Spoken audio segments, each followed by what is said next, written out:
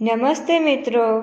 તો આજે આપણે ભગવાન બુદ્ધની કહેલી મહત્ત્વની વાત કરીશું, તો તમે તેને જરૂરથી સાંભળો.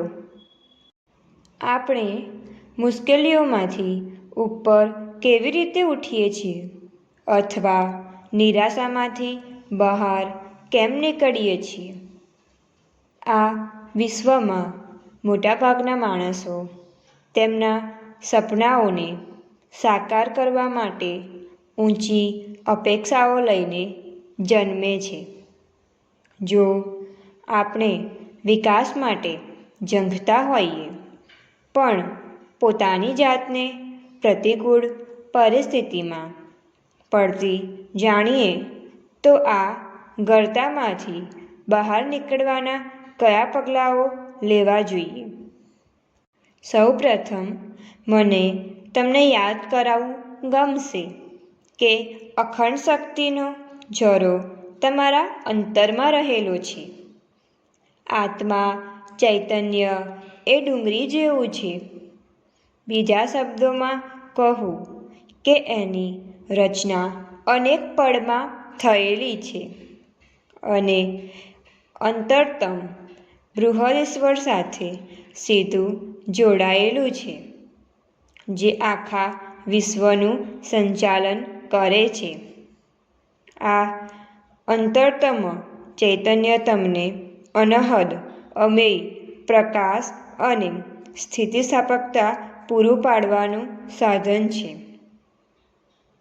હકીકતે આ અનહદ પ્રકાશમાં ઈશ્વર જેવા જ શક્તિ અને ગુણલક્ષો છે, અર્થાત એ જ ડહાપણ, ન્યાજ, હિંમત, કરુણા, પ્રેમ, સંવાદિત અને સમૃદ્ધિથી ભરેલો છે.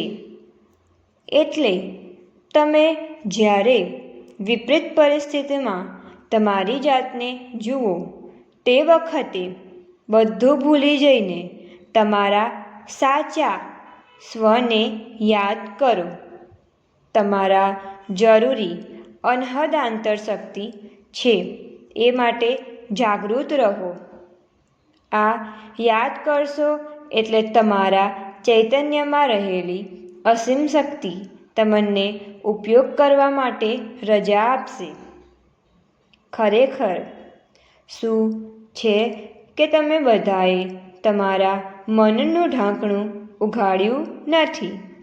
જો કે તમારી સાચી શક્તિ નિરંતર વિકસતી રહે છે, સતત સારી રહે છે અને પર્વતના ઝરણાની જેમ કદી અટકતી નથી. કદાચ તમારા અજ્ઞાનને લીધે એ ઝરણું માણસના અંધ વિચારને કારણે અટકી ગયું છે. બીજો મુદ્દો એ છે કે સંચય કરવા ઉપર ધ્યાન આપો. આ વાત યાદ કરાવી મને ગમશે. હતાશા સમય એવો છે જે વખત તમારી ઘણી બધી શક્તિ વપરાઈ ગઈ હશે, એટલે તમારી પાસે વધારે બચી નહીં હોય. એટલે આ સમયમાં તમારે પ્રયત્નપૂર્વક શક્તિને વધારવાની જરૂર છે. ચિંતાના સમયે હું હંમેશા મારી જાતને કહું છું, અભ્યાસ પર ધ્યાન આપ. જીવનમાં પ્રવાહમાં દરેક વ્યક્તિને ચિંતાનો સમય અનુભવ થાય છે અને આવા સમયે જીવન માટે સૌથી વધુ ડહાપણ ભરેલો રસ્તો એ છે કે આંતરિક શક્તિનો સંગ્રહ કરવા માટે કેન્દ્રિત થવું. પડતી કે નિરાશાના સમયનો અંત જરૂર આવવાનો છે. એ બહુ લાંબો નથી હોતો, એટલે એનો લાભ લઈને શક્ય હોય એટલી વધારે શક્તિ ભેગી કરી લો. ત્રીજું મહત્ત્વનું વલણ એ છે કે આઘાતને તક છે એમ માનો અને સમય લઈને બીજા લોકોના સુખ માટે વિચારો. પડતીના કે નિરાશાના સમયમાં લોકો વધારે પડતું પોતાનું માટે જ વિચારવાનું વલણ રાખે છે અને બીજાઓને ભૂલી જાય છે. એટલે આવા સમય દરમિયાન તમારા ધ્યાનનો વિષય બદલવાનો પ્રયત્ન કરો.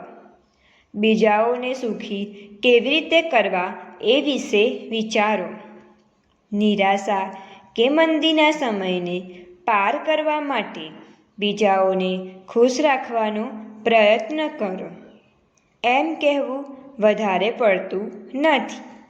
જો કે તમે પોતે કદાચ દુઃખ અનુભવો, પણ બીજાઓની પાસે તમારા દુઃખને બહાર કાઢવાનો પ્રયત્ન કદી ના કરશો, કારણ કે આખરે તો તમારા દુઃખને વધારવાનું કારણ તમે આપશો.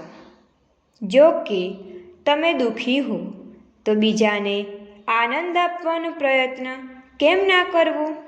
તમારું હૃદય જો દુઃખ અને નિરાશાથી ભરેલું હોય તો પછી બીજાઓ સાથે હસવાનો પ્રયત્ન કરવો એ વધારે અગત્યનું છે.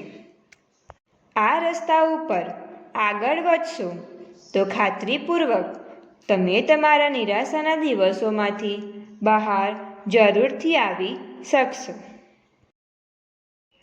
આ સંદર્ભમાં ભગવાન બુદ્ધ એક વાત કહે છે કે ભગવાન ગૌતમ બુદ્ધ એક સમયે પોતાના શિષ્યો સાથે એક ખૂબ પર્વતવાળા વિસ્તારમાંથી નીકળી રહ્યા હતા.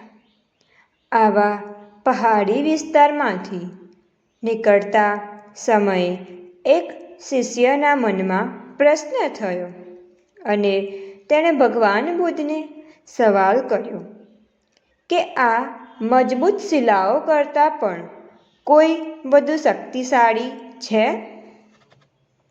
ત્યારે બુદ્ધે જવાબ આપતા કહ્યું કે આ શિલાઓથી પણ વધુ લોખંડ શક્તિશાળી છે.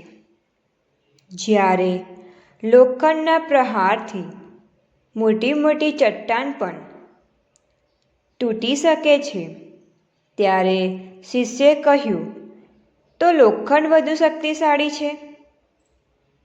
શિષ્યના આમ કહેવાથી ભગવાન બુદ્ધે ફરી કહ્યું કે ના, લોખંડ શક્તિશાળી નથી, પરંતુ તેનાથી વધુ શક્તિશાળી અગ્નિ છે.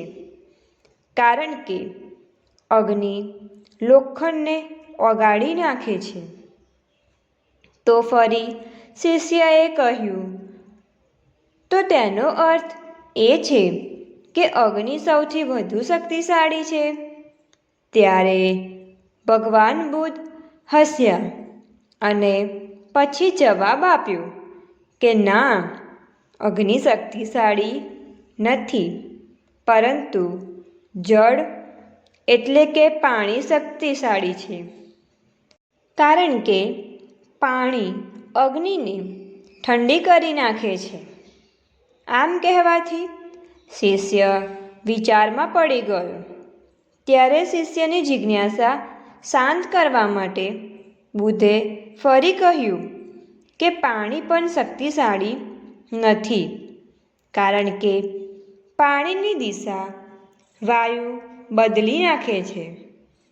પણ તેનો અર્થ એ નથી કે વાયુ શક્તિશાળી છે. ભગવાન બુદ્ધે એ સમયે કહ્યું કે સંસારમાં સૌથી વધુ શક્તિશાળી માત્ર માનવની સંકલ્પ શક્તિ છે. કારણ કે આપણી શક્તિથી જ ધરતી, જળ, વાયુ, અગ્નિ, આકાશ કાબૂમાં રહે છે. આ સંકલ્પ શક્તિથી જ આપણી અંદર કઠિનાઈ, ઉષ્ણતા, શીતળતા કાબૂમાં રહે છે. એટલા માટે સંકલ્પ શક્તિથી જ સૌથી વધુ શક્તિશાળી છે. તેનાથી વધારે કોઈ પણ વસ્તુ આ દુનિયામાં શક્તિશાળી નથી. તો આપણે આપણા મનની શક્તિથી જ વિપત્તિમાંથી બહાર આવી શકીએ છીએ. તો આજની આ ભગવાન બુદ્ધની મહત્ત્વની વાત અહીં સંપૂર્ણ કરવામાં આવે છે.